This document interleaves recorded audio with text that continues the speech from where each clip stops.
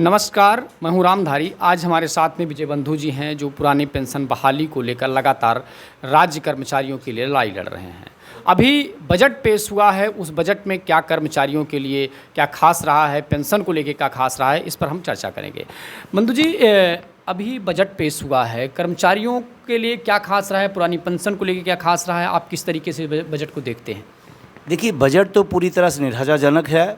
और रही बात शिक्षकों कर्मचारियों को, तो उनका तो जो उम्मीदें थी कि मिलने को, बल्कि 4% काट लिया गया है। तो कर्मचारी तो बहुत ज़्यादा नाराज़ है, बहुत ज़्यादा नाखुश है। और उम्मीद भी ऐसा नहीं था कि सरकार देने के बजाय काटेगी। अब एक सफाई कर्मचारी है, एक छोटा कर्मचारी है, उसकी 25,000 तनख्वाह होती है।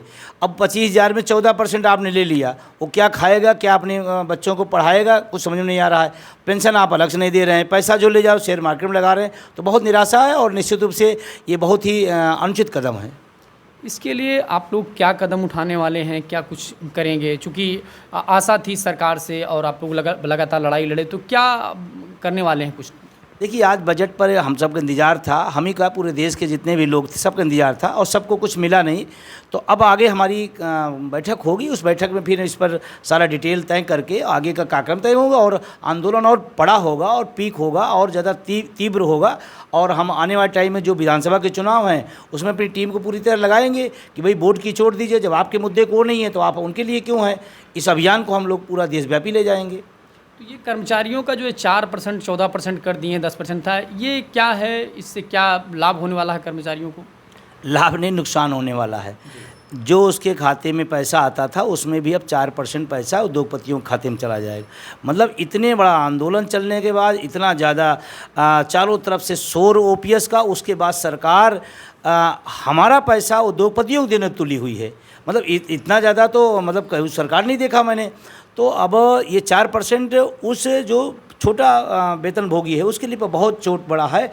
और हमको लगता है कि वो इस बात को महसूस कर रहा है, क्योंकि लगातार मेरे पास फ़ोन वगैरह मैसेज वगैरह आ रहे हैं कि सर क्या करना है। तो आगे हम लोग तय करेंगे और सरकार को से मैं निवेदन भी करता हूं और चेतावनी भी देता हूं कि आप इतनी बड़ी संख्या को, इतने बुद्धिजीवी वर्ग को आप इस तरह से मत कुठाराघात करिए कि उसकी जो देश के विकास में शिक्षकों कर्मचारियों का भी योगदान है, नेताओं का जितना होगा उससे ज़्यादा इनका है। तो आप अगर पेंशन के हकदार हैं तो उसको पेंशन से आप क्यों वंचित कर रहे हैं? तो पीड़ा अगर होगी तो निश्चित रूप से उसका परिणाम वोट के रूप में तब्दील होगा।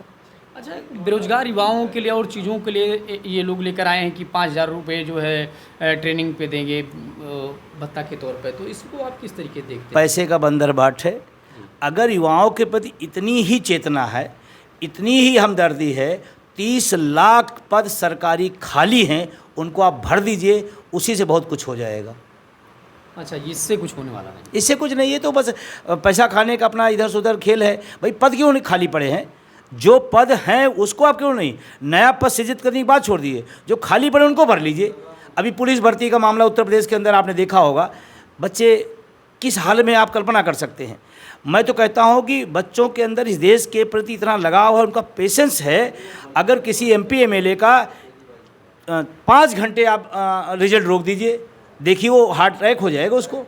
और इस देश के नौजवानों के साथ इतना बड़ा छल हो रहा है, paper leak paper leak paper leak. और हम तो कहते हैं पेपर लीक नहीं, ये सरकार लीक हो रही है। सरकार तो धर्मेंद्र प्रधान कह रहे हैं कि पेपर कोई लीक ही नहीं हुआ 7 साल में। अब वो कहते रहें, दुनिया क्या देख रही, हम आप क्या देख रहे हैं। अच्छा, जब आप नहीं है पेपर लीक हो तो सुप्रीम कोर्ट क्यों आपको गाइडलाइन कर रहा है, फिर क्यों आप उसकी बात मान रहे हैं? तो आप सिर्फ एक नीट का मामला नहीं है, कोई भी आप पुलिस का मामला उधर देखिए, उसके बाद तमाम लोक सेवा आयोग की तमाम सारी पैसा, मतलब जितनी वैकेंसी आई सब पेपर लीक हुआ है। क्यों भाई? ये थे बंधु जी जिन्होंने बजट को लेकर खुलकर कहा कि युवाओं को रोजगार चाहिए और जो नौ पद खाली हैं उस पे जो है रिक्तियां भरी जानी चाहिए। संविदा और इस तरीके की जो वैकेंसीज हैं वो नहीं होना चाहिए और ये बजट निराशाजनक रहा।